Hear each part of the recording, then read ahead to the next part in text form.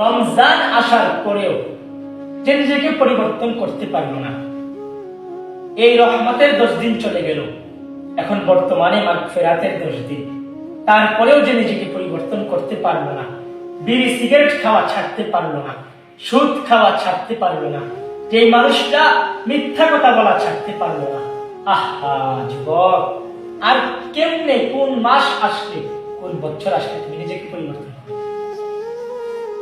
রমজান তো এটা পরিবর্তনের মাস, কথা বলো না?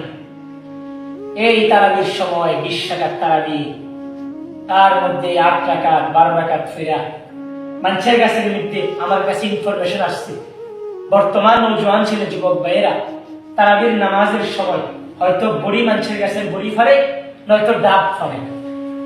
আস্তাগফিরুল্লাহ। আহা নওজোয়ান, এবার বলো ভাইয়া, এই রমজান যদি পরিবর্তন না হয়, এই রমজান যদি পরিবর্তন না হতে পারো, তাই আমি বলবো তোমার মতো জানোয়ার এটা কুত্তা হয় না,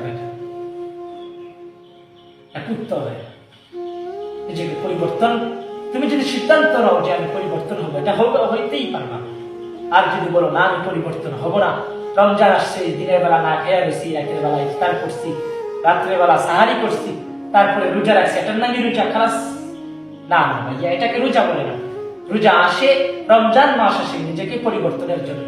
আর তুমি যদি পরিবর্তন না হও, তাই কুত্তার লেঞ্জুর কোনোদিন সোজা হবে না, কুত্তার লেঞ্জুর আজীবন বেকাই থাকে।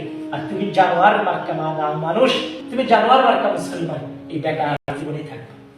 আল্লাহ আমাদের সবাইকে বুঝার তৌফিক দান করুন।